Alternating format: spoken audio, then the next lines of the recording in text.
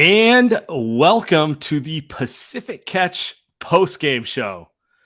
Andy Lou, for a moment there, I thought this was going to be a really depressing episode with a back-to-back loss, but you can count on Steph and you can count on Draymond to put us in a good mood. We're recording this right after the Warriors 127-118 win over the Washington Wizards. How you doing, man?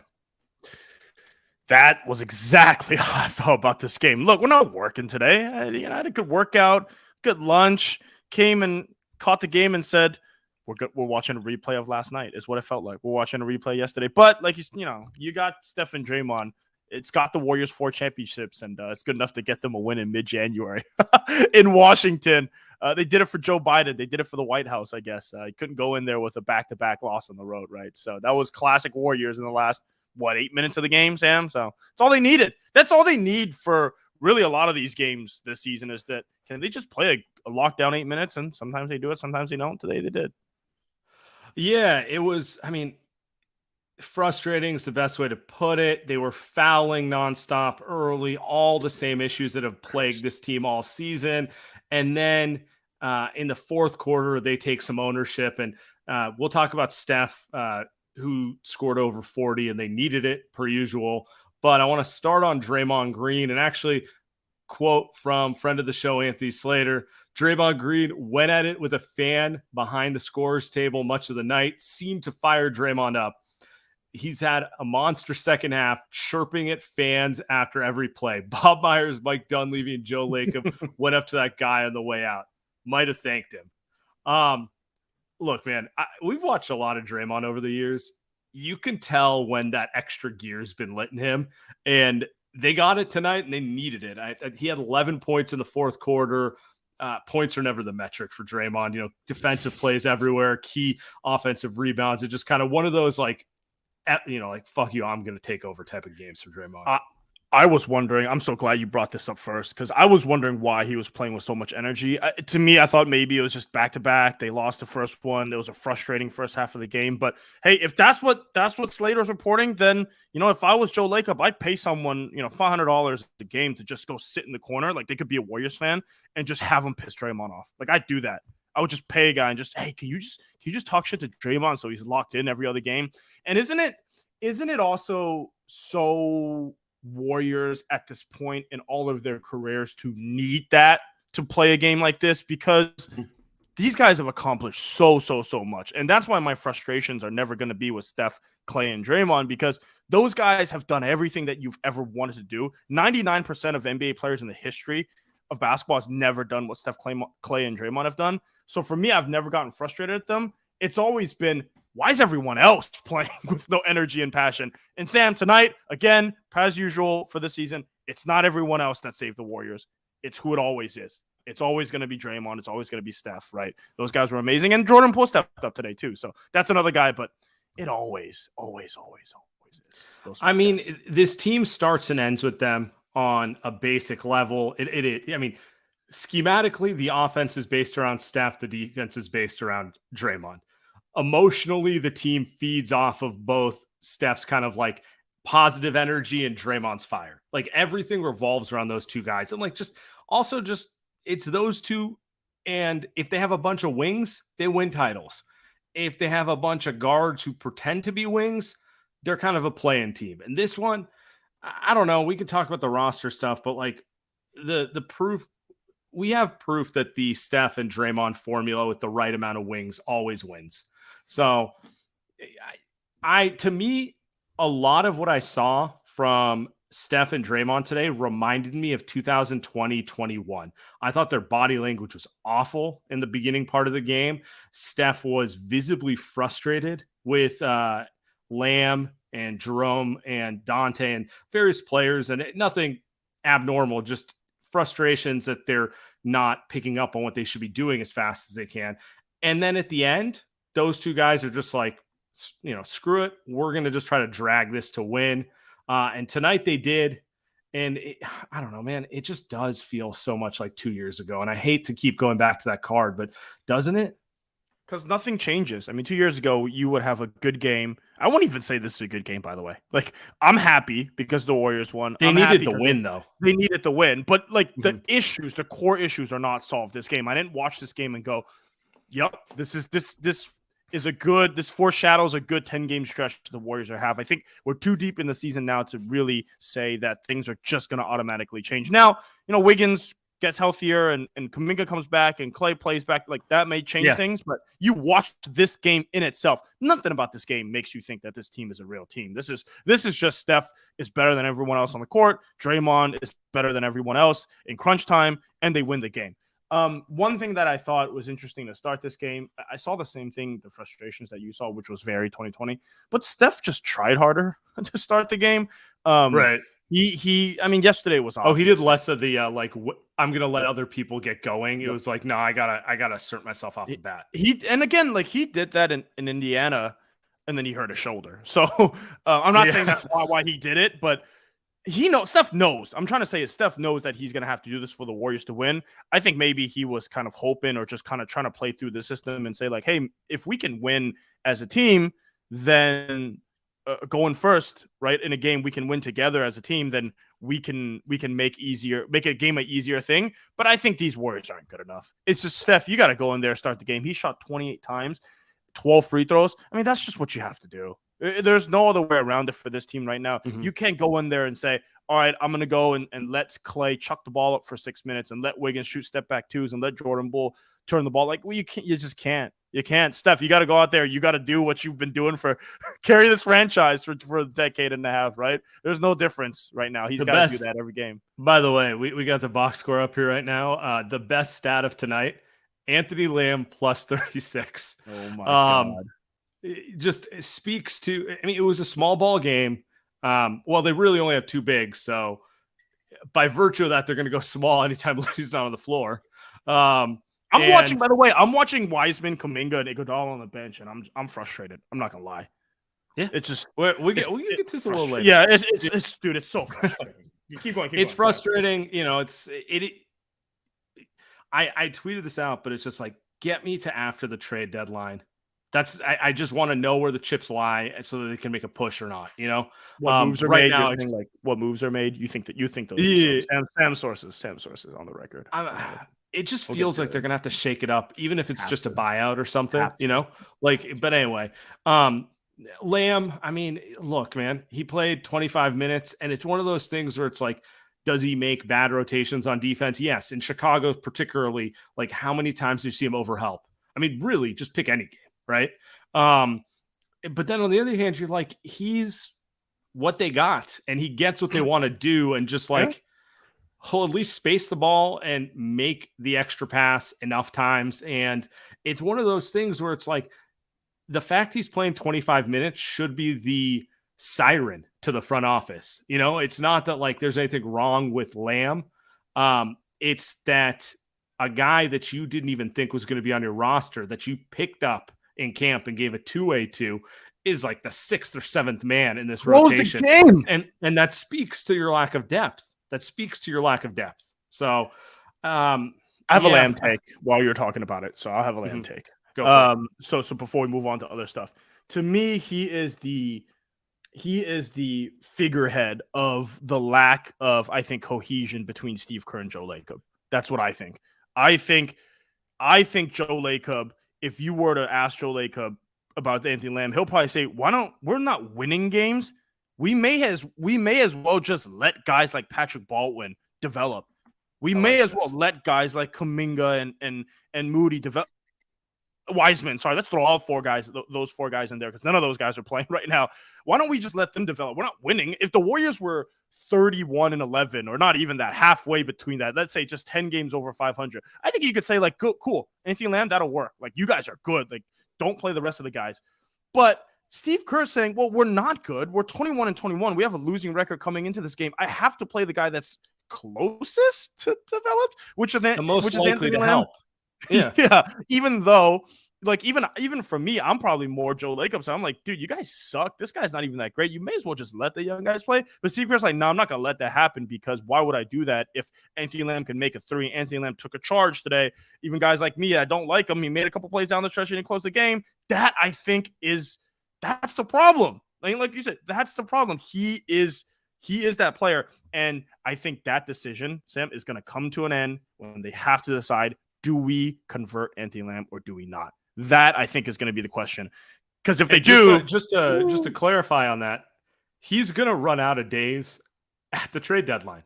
So, at the trade deadline or the All-Star break, I got to double check that one. But it's basically like they have to make a decision because he's playing every game. They don't have the depth to not play him. At least Ty Jerome, they cannot play if they have all their guards. Like if Clay's in lineup and you got Poole and Steph and Dante, you don't need Lamb in uniform every game. But for Lamb, they don't really have a choice. I want to talk Jordan Poole real quick. Excellent game. I mean, this is the Poole that the Warriors envisioned when they gave the big contract to. This was the guy who really broke out last year. And, for extended periods of last year, I felt like he should have been starting over Clay, to be honest. Like when him and Steph are aggressive together, it's unguardable because now you got another guard next to Steph who can pass, dribble, and shoot. And if you overhelp, he can attack off of that. And it was good to see Poole play this well tonight, and they needed it.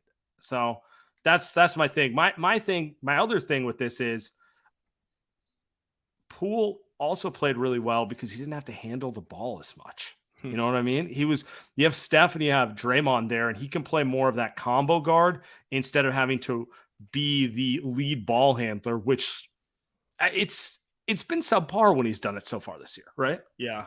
I think his life is a lot easier with Steph out there. That was one of his best. That was vintage Jordan Poole, and by vintage I mean like that's what he looked like last season. Just crazy threes that he would make, but all in rhythm, just in rhythm. After a made layup, decisive, gets the ball, either attacks or shoots or passes, not like 15 dribbles going nowhere. Yeah, it was defensive stops too. By the way, very interesting. Couple defensive stops. I mean, I don't expect him to be a stopper. I just want him to give the effort, right? Yeah. That's really what it is. The one thing I've noticed that could really help this Warriors team outside of a move is Andrew Wiggins. Another subpar game for him. Only 3 rebounds. Not really attacking the rim. Not hitting his threes. He'll come around with his outside shot, but in general, this is the least Wiggins has got to the rim in his entire career. And for a team who is currently last in shots at the rim in the NBA with the lowest percentage of shots in the NBA at the rim, they need some athleticism. And Wiggins and Kuminga is not in lineup right now, are probably your two best bets at being guys who can get to the rim and kind of use their athleticism. And I'm going to give Wiggins a pass here and let's give him a couple more games to figure it out because he missed a lot of time. But they desperately need that. I think he's scared of re-injuring. It feels like I'm just guessing out there, but he's not. It's not that he can't move the same way he was pre-injury, but he's not really taking the aggressiveness that he had pre-injury. I think that's both offensively and defensively. So I do think like some of it's he's out a long freaking time. It's weird. Steph was out a long time, came back, and he's fine. But that's Steph. That's a top 10 player of all time. Yeah, guys like Steph, KD, and LeBron. You remember Kevin Durant? He would come back from a game and just be fine. First game, 12 for 17, 32 points. It's just like it's nothing. Niner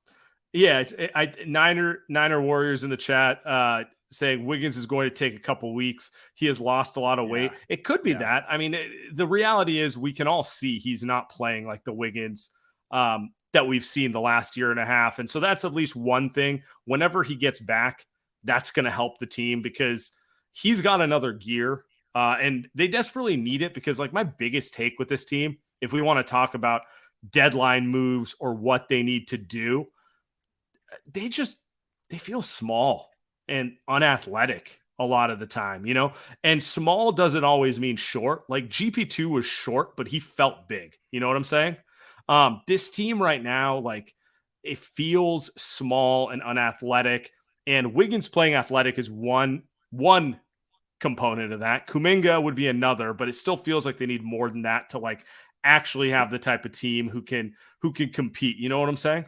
Yeah, it does. And you talk about Kuminga. Somebody's asking if Kuminga's out for the year. Where is he? He's practicing. Looks like he's practicing according to. He going to play on Thursday? You think he's going to play on Thursday? He's already practiced, so I would assume he plays on Thursday or Friday. It's the Warriors, so I can't say for sure. Who knows? But if I was to guess, he plays. I don't think Wiseman or JaMychal have a shot at playing on this road trip because it doesn't sound like they've been cleared to practice yet. They're just close. They're at the age, you know. But anyway, back to your point. Ridiculous. I know we got another segment we want to get to, but this is hilarious. From No Cap, our guy. I don't know if he likes me or not. I think he just says stuff. He said, "Why did Kyler Mills say on Locked On Warriors that the front office is shopping Jordan Poole?" I mean, I listened to the show. I'm just saying. That's your favorite show, right, Sam? Fuck off. All right, let's move on. They can't really trade Jordan Poole until the offseason anyway. It's worth calling out because he signed an early extension. He's a poison pill. It's almost impossible cap-wise to trade him in season. Now, in the summer, it could be a different story. They could decide to trade him and, remake the roster, but there's no chance that they're making a move right now. I wouldn't be surprised if they tried to remake the roster in the offseason, but I'm not doing that now. We still got a season to get to. No. Well, it's just not going to happen in season. I do have something interesting to play for you. So, loyal light years goon Baltej threw this out there and actually sent me a clip from a podcast where some Warriors talk was coming from Chris Mannix. And I just want to play this for you real quick. Okay. Talk to people around the league who have, conversed with the Warriors, talked to their front office. To your point, they're pretty keenly aware that they need something. This is not a problem or problems in Golden State that I think they believe can simply be resolved internally. They might be a better than 500 team internally, but they're not a championship team internally because they don't have the veteran pieces off the bench that they've been able to rely on in years past, something we've talked about a lot on this podcast. So I do think they're going to be very aggressive, whether it's at the trade deadline or when the buyout market starts to crystallize in bringing one of talk to people. Very, very interesting. That is what I like to hear, Andy.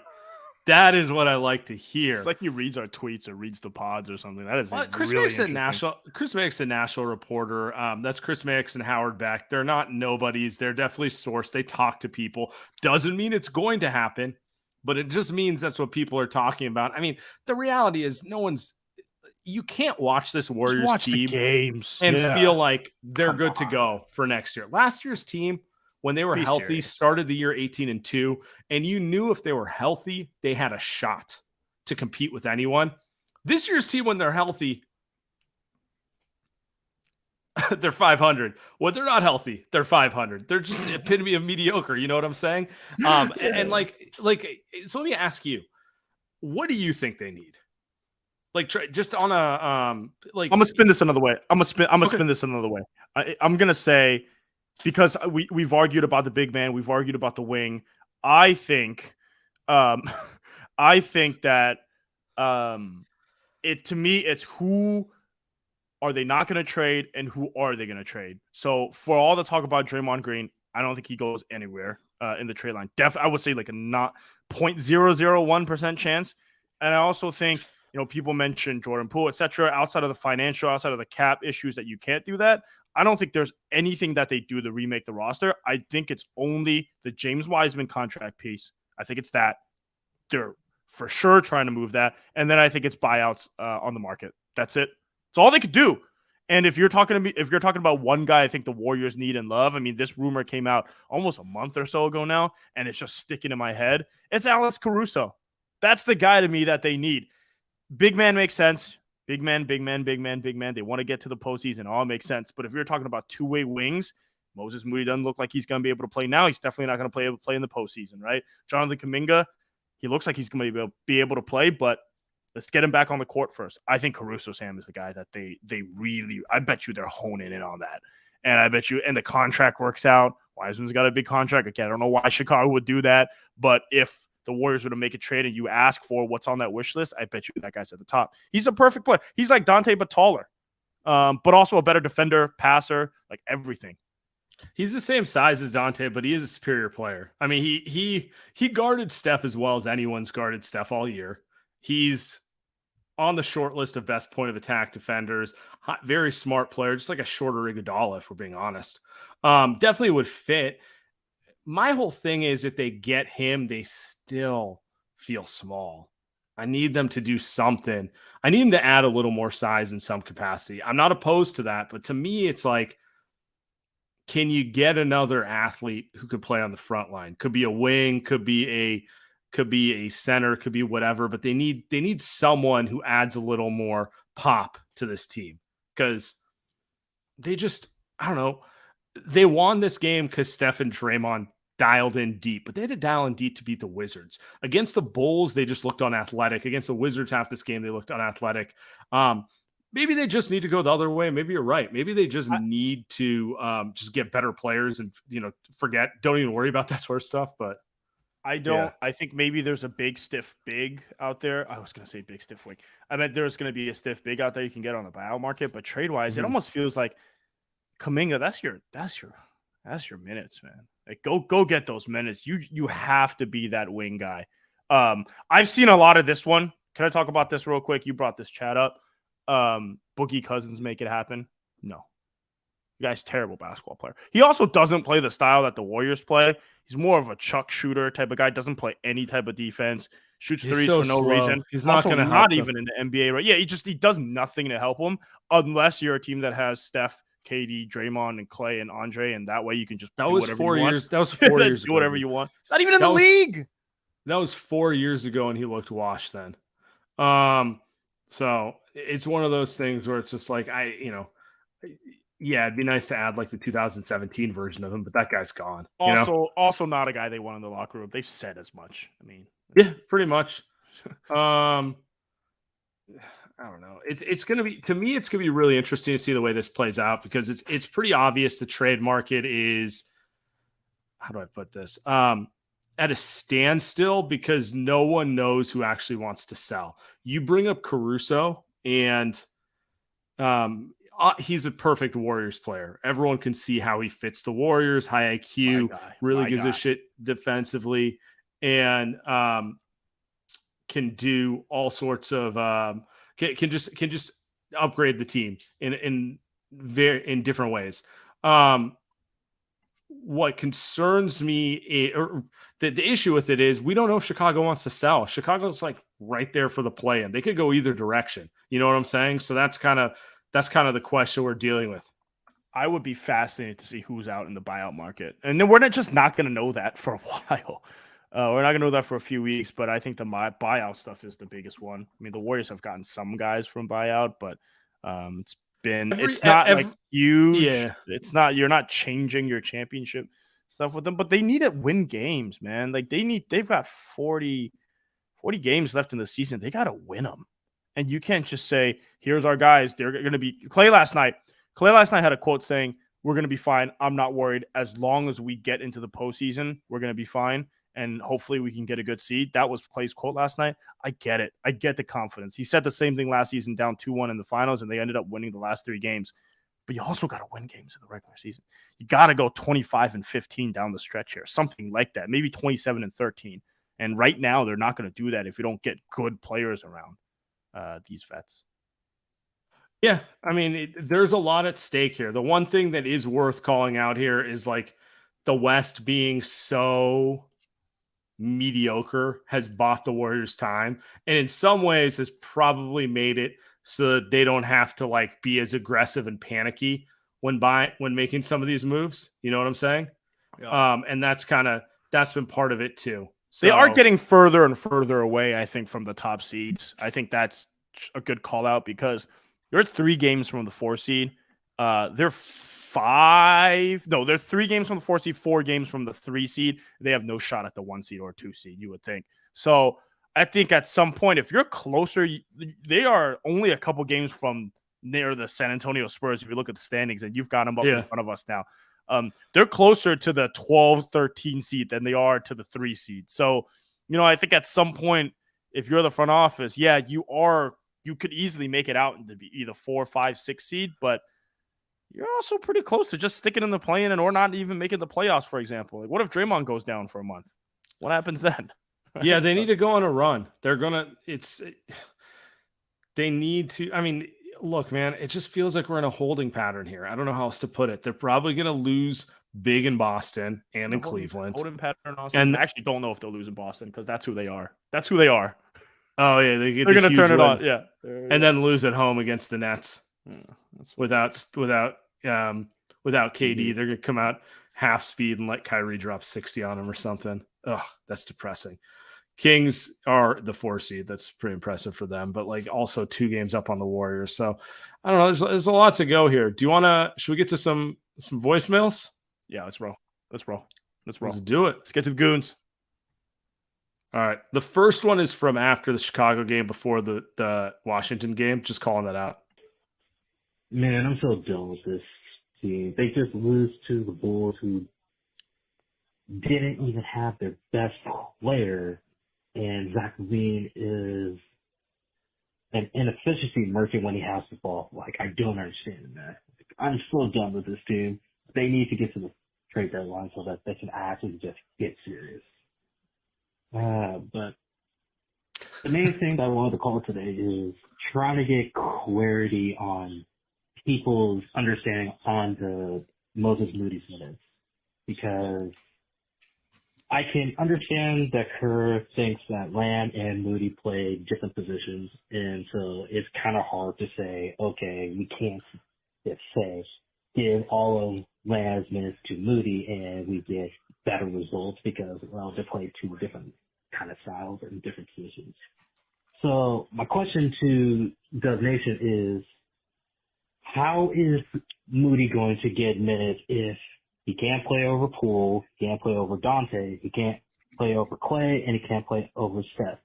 Unless the answer is Poole needs to go from 27 minutes a game before Steph got injured to about 15 to 20 minutes a game and just only play Poole strictly when Steph sits.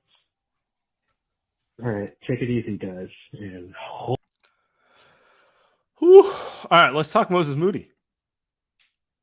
Why can't Moody get on the floor? 2 reasons. 1, does dumb shit on offense. She either shoots a shot, either shoots a 3 way too quick, or dribbles into the paint and just turns it over every time because he's too slow. It infuriates me. I live with it because he's young. Steve Kerr is not. Obviously, he did the same thing to Jordan Poole. Did the same thing with Kuminga. 2, he's pretty bad defensively, but he's bad in a way that he doesn't actually make the flash plays. To me, I think Kuminga's pretty overrated defensively. He does a lot of dumb stuff, but he's also pretty flashy. He can stay in front of guys. He can get a block here or there. He can learn quick. Athleticism hides a lot of that. Moody doesn't. To me, that's why he doesn't play. And I don't think he's gonna play the rest of the season. You watch Patrick Baldwin play, Sam, and I'm almost sitting here and going, shit, I'd probably have played Baldwin last night 10, 12 minutes. Same with today. I probably would have played him 10, 12 minutes because just a quicker, better shooter. And he's long enough, big enough that maybe he can be a little bit better on defense to start. Both are pretty bad, but get away with it a little bit. So, yeah, man, if you're Moody, I would think you're probably, the 11th guy, 12th guy, maybe even worse on the Warriors right now. I don't think he's going to play the rest of the season. I thought Moody was a little more of a ball mover. He definitely is just looking to shoot it every time. And some of that's on the coaching staff. He's in his head. He thinks if I don't hit a shot, I'm going to get subbed off immediately. But the reality is if they had more front court players, it'd be easier to play Moody in there just as a shooter. They don't. So he's kind of the odd man out here. I don't know who you want to take minutes from at this point, right? It's a tough situation, and it's kind of a roster construction issue. Also, ball moving is contagious. I mean, last year he played with guys like Bielitsa and Otto Porter, and those guys would pass the rock. Damian Lee, JTA, if whenever they would play, those guys were looking to move the ball. Steve Kerr, kind of corny, but he would say the ball has energy, right? And guys like Moses Moody picks up on that. I think when you put him around a team with ball stoppers, you wouldn't call anybody on the Warriors. Like Anthony Lamb's a ball stopper. Ty Jerome's a ball stopper. Dante's, I mean, he shoots from like 30 feet for no reason. Like these guys are ball stoppers, so Moses Moody is going to be a ball stopper. And that stuff is contagious. It's hard to figure out that style of ball. It's just not how that's just not how the NBA goes nowadays. Like, what team out there in the NBA plays that type of style of basketball? Maybe like 2, 3. No, it's tough. And Boston, Draymond and maybe? Steph are so smart that like you have to be able to keep up. So anyway, keep moving. Hey guys, I want to say, I'm all for whatever Lakers plan is this summer. I don't want Draymond back on this team next season, to be honest. I think the league has just gotten way better. And for Draymond Green and Kevon Looney to be non-scoring threats is starting to really cost this team. The league has gotten more athletic, just much younger legs in the league, and it's wearing guys down. They can't get back fast enough. It's just, you can just see the writing is on the wall. I'm all for Lacob not extending Bob Myers. I honestly believe that he was lowballed. Lacob lowballed him because he already has a guy in mind of who he wants to lead this team for the next couple of years. And I'm all for it. You need a fresh set of eyes, new blood in that front office that's willing to make the tough decisions. Bob Myers does not have the heart to trade which I know, come on now, Steph Curry's not getting traded. And I'm about 90% sure Klay Thompson isn't getting traded. But anybody else could and should be on the table. If you could upgrade, let's just say Wiggins to OG Anunoby, I'd do it. If you could flip Draymond Green for Jeremy Grant, Dame wants him anyway, I'd do it. These are the type of moves that I love the goon. That will help this team immediately. If you trade for Jeremy Grant right now, it fixes a lot of your issues with the second unit. He drives. He can defend. He can create. I think we're done. Shot. Oh no, we're not done. My man, by the way, called pregame, so I'm gonna give him a pass on the Draymond stuff. Just a little bit. I think he would. Yeah, I think he would let it ride post game too. I mean, no, for sure. I think it's worth the context. I love it. I love the voicemail line. Don't ever fear calling. We're not gonna, I got a stat for you. I got a Draymond stat for you. So can you guess? I'm not gonna make you guess, but here are how many times Draymond has scored. He has 17 points today. Here are how many times Draymond has scored 17 plus points by year. So this year he's actually scored 17 plus points 3 times this year already. We're only halfway through. Ooh, I know.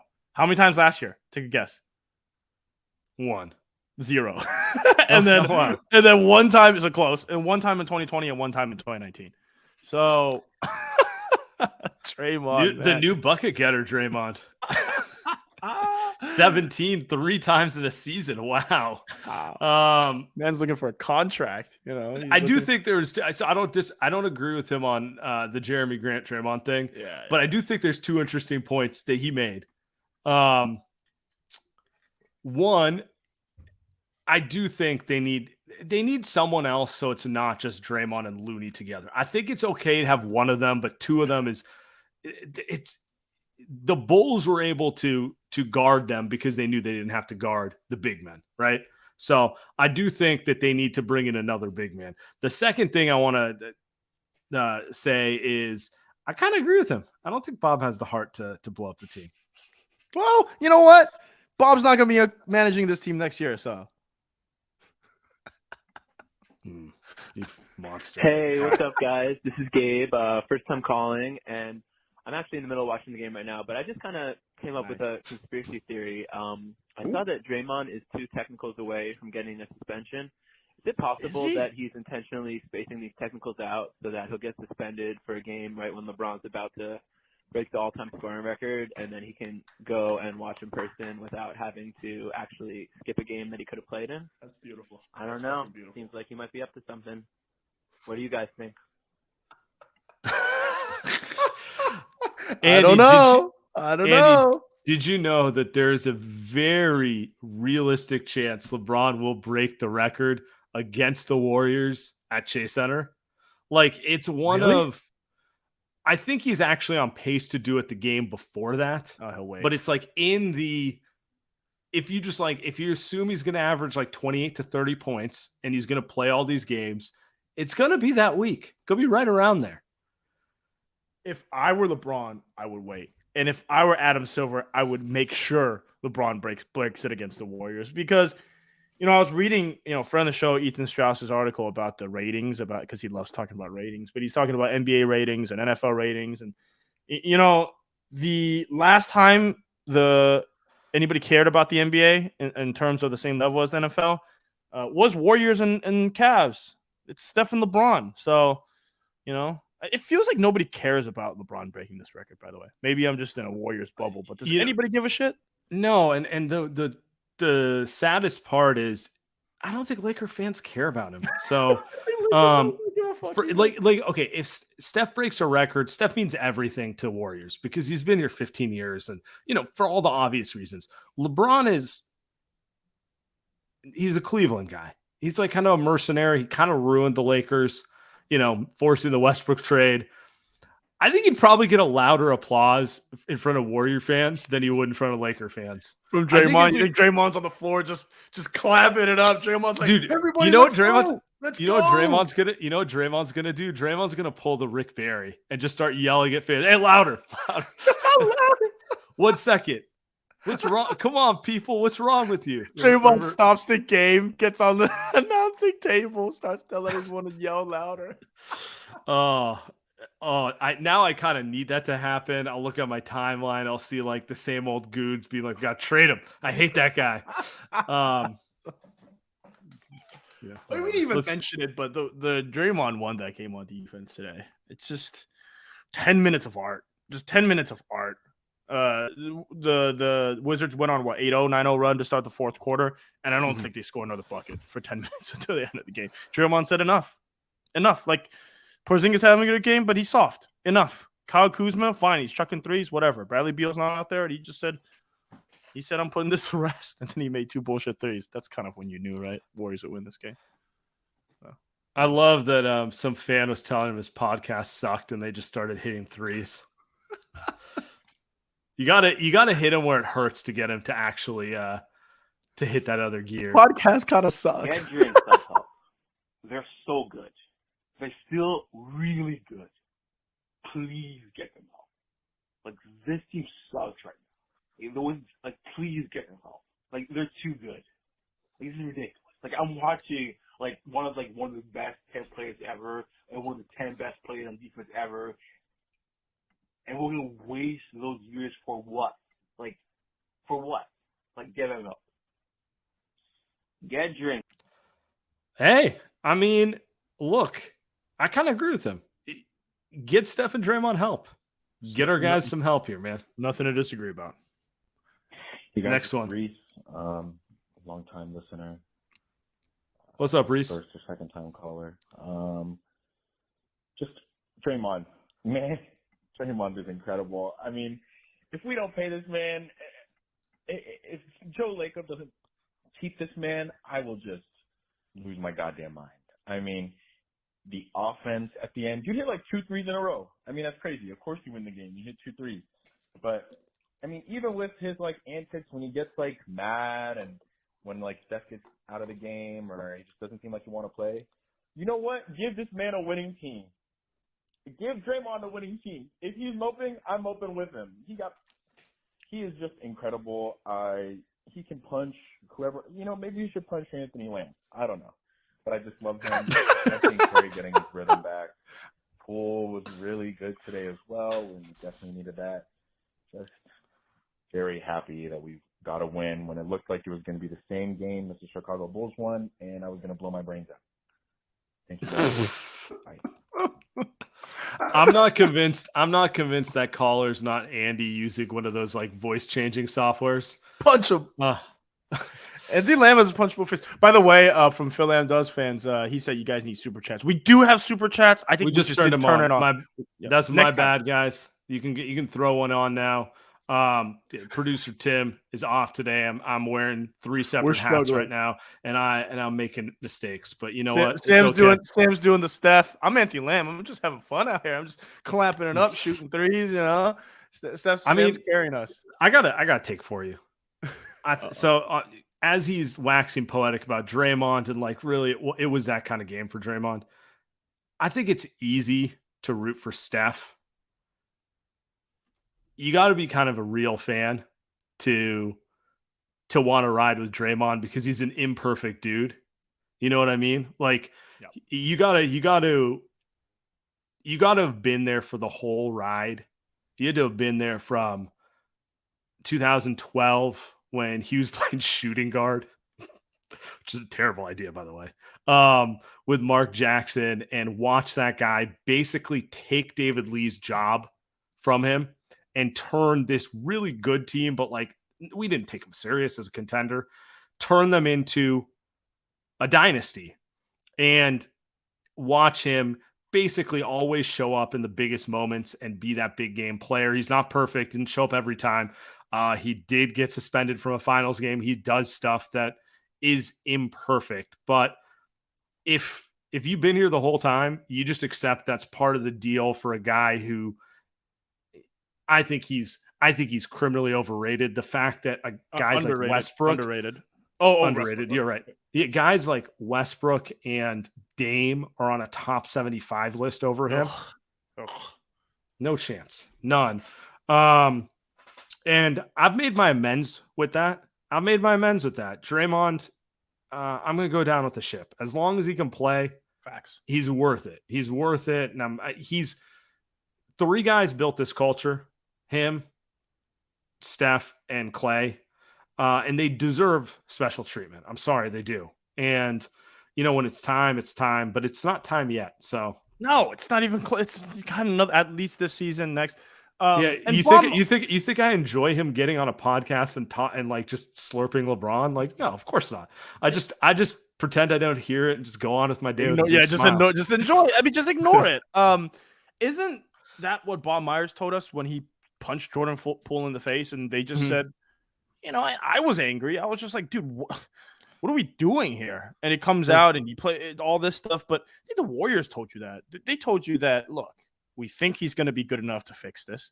We think he should deserve the special treatment, like what you just said. And we're going to ride with this guy until someday that it's not going to work. And that day is not right now. Even though the Warriors are 21-21, that day is not right now. You're not upgrading from Draymond Green. You're not getting – and by the way, and I say this, I feel like I say this every other week. If the Warriors move on from Draymond, I don't want to be the guy that sits there that has to tell Steph Curry. I don't. Because how many guys can even play his role? It's like, I mean, hey, Steph, we're trading Draymond, but we got Giannis. Okay, I'm okay. Sure, it's like Bam Adebayo, maybe. I mean, there's not a lot of guys you can't get them. So, anyway, keep it moving. And obviously, a guy like Giannis is significantly better all around than Draymond, but like there's like 5 or 6 guys who can actually play what he does on defense, Yeah. By the way, shout out Giannis with his Draymond impressions, a bunch of 7-point games. He's been strong. He just looks tired, man.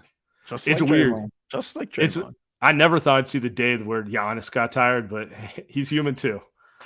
Last one. Let's go to LeBron doesn't get tired. All right, last one. What's up, guys? I'm not a BJ's bathroom this time, so that's good. The Wizards game was cool. Like, I'm glad we won, and like in all honesty, we need to stack up wins, but we're so stupid. Like, we're just a stupid basketball team. We play no defense, as we all know. And I don't care that Anthony Lamb was like plus $1 million. He's like not good at playing basketball. Like, he's not good at playing basketball, and I hate that he plays more than like 15 minutes. And I know like the injuries still hurt and everything, but yeah, thankfully Steph and Jordan Poole came to play. I don't get Jordan Poole. He's so inconsistent, and it's just like it's like all in his head. If he starts, he balls out, and then as soon as he doesn't start, he's just like, I don't really give a fuck about the game. So that's annoying, but good win. Back at 500. I think, right? 21 and 21 or 22 and 20. Yep. So, Yep. yeah, hopefully we beat Boston on Thursday. That'd be sick. Bye, guys. Love you. Oh, the mid 500 Warriors. What a fucking annoying season. By the way, that call kind of encapsulated everything. Where it's just like, good win. I'm happy. Let's keep it moving. But goddamn, the problems still persist. Like, just, what's changed after this win? Not much. It's interesting, though. It took the Warriors to get yelled at by fans to take it personal and win this game, because it didn't look like they were going to win this game the third quarter. So I don't know, Sam. Maybe Kuminga will be back on Thursday. Maybe Andre, who, by the way, had to sit out 2 games because maybe Joe Lacob hit up Rose Bar with Clay, Draymond, and Steph, and they reminisced. He's like, "You're right. I can't do it. I'll trade the kids for you." Oh, you'll never right. get Joe saying that ever. All right. I appreciate it, everyone. We'll be back.